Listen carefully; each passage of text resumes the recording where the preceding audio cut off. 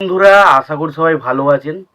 তো বন্ধুরা, এখন যে বিষয় দুটো নিয়ে কথা বলবো, তো একটা হলো সাকিব খানের ছবি বরবাদ। তো সেই ছবির একটা ফ্যানমেড পোস্টার বেরিয়েছে, সেটা আমার কেমন লাগলো, তো সেই পোস্টারটা নিয়ে হবে আজকের আলোচনা। এবং পাশাপাশি জবে থেকে জিৎ এবং রায়হান রাফি স্যারের ছবি লায়ন, এই ছবিটার অ্যানাউন্সমেন্ট এসছে, তবে থেকে কিন্তু জিৎ ফ্যানদের মধ্যে একটা আলাদা রকম উন্মাদনা সৃষ্টি হয়েছে এবং তারা কিন্তু সেইভাবে তারা কিছু ফ্যানমেড পোস্টার তৈরি করছেন এবং সেই ছবি সম্বন্ধে কিছু আপডেট উঠে এসছে, সেগুলো আপনাদেরকে শেয়ার করার চেষ্টা করব। তো আশা করব ভিডিওটা খুবই ইন্টারেস্টিং হবে। ভিডিওটাকে আপনারা শেষ পর্যন্ত দেখতে থাকবেন। চ্যানেলটায় নতুন হয়ে থাকলে অবশ্যই আপনারা চ্যানেলটা সাবস্ক্রাইব করে নিয়ে পাশে বেল আইকনটা অবশ্যই প্রেস করে দেবেন। তো প্রথমে আসি সাকিব খানের বরবাদ ছবির পোস্টার নিয়ে। দেখুন, বরবাদ ছবির পোস্টারটা জাস্ট অসম হয়েছে, অসাম।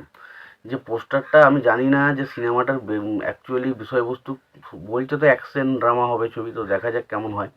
তবে পোস্টারটা এক কথায় বলতে গেলে ফ্যানমেড যে পোস্টারটা বানাচ্ছে সেটা দারুণ লাগছে। সাকিব খানকে একটা ফেটি বেঁধে রয়েছে এবং তার আশেপাশে মোমবাতি জ্বলছে এবং যেভাবে তাকিয়ে রয়েছে, তো ঘ্যামা লাগে। এবং একটা জিনিস মানতেই হবে, বাংলাতে সাকিব খান হচ্ছে এমন একজন স্টার, যে স্টারের সত্যি কথা বলছি ফ্যান বেস এতটা রয়্যাল না, যেটা অন্য কোনো হিরোর ফ্যান বেসের মধ্যে অতটা রয়্যালিটি আমরা দেখতে পাই না এই মুহূর্তে, বাংলার ক্ষেত্রে বলেছি।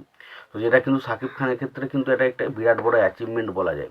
এবং সাকিব খানের সাকিবিয়ান যারা রয়েছে, যারা সাকিব খানের বিরাট ভক্ত, তারা ভাই সাকিব খানের জন্য সব কিছু করতে পারে।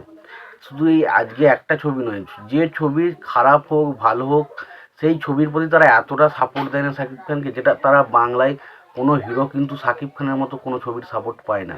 তো ডেফিনেটলি এটা বিরাট বড় একটা অ্যাচিভমেন্ট বলা যায় এবং সাকিব খানের এই পোস্টারটা আমার কিন্তু এক কথা বলতে গেলে চরম লেগেছে।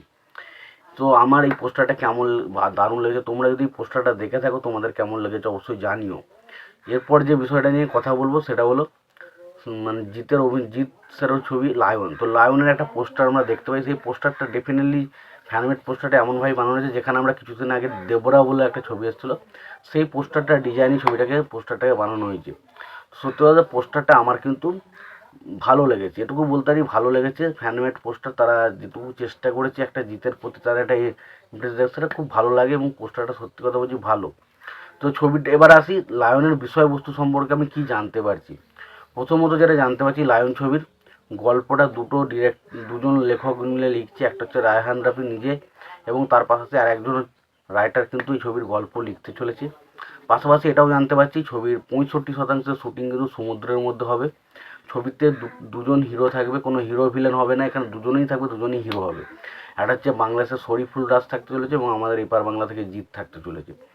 এবং এছাড়াও পাশাপাশি এই আপডেট উঠে আসছে, এই ছবিতে দুটো নায়িকা থাকবে, দুটোই বাংলাদেশের নায়িকা। তো দেখা যাক ছবিটা আলটিমেট কেমন হয়। এবং অনেক দিন পর রায়হান রাফির সাথে জিতের কোলাবোরেশন, সেটা বক্স অফিসের সাফল্য এনে দিতে পারে কিনা। এবং সবচেয়ে একটা কথা বলবো, এই ছবিটা 3টে পার্টে বানানো হবে, 3টে পার্টে বানানো হবে। তো দেখা যাক আলটিমেট কোন পার্টটা বেশি সাকসেসফুল হয় এবং প্রথমেই পার্টটা এসে কি মানুষের মন জয় করতে পারে, সেটা দেখার মতো বিষয়। অনেকে কিন্তু এই বিষয়টা নিয়ে অনেকরকম উল্টোপাল্টা আলোচনা করছে। তো আমার সত্যি ভাবে যে রায়হান রাফির ওপর একটা ভরসা রয়েছে এবং জিতকে আশা করছি তিনি ভালোভাবে একটা প্রেজেন্ট করতে পারবেন। তোমাদের এই বিষয়ে কি মতামত তোমরা অবশ্যই জানিও।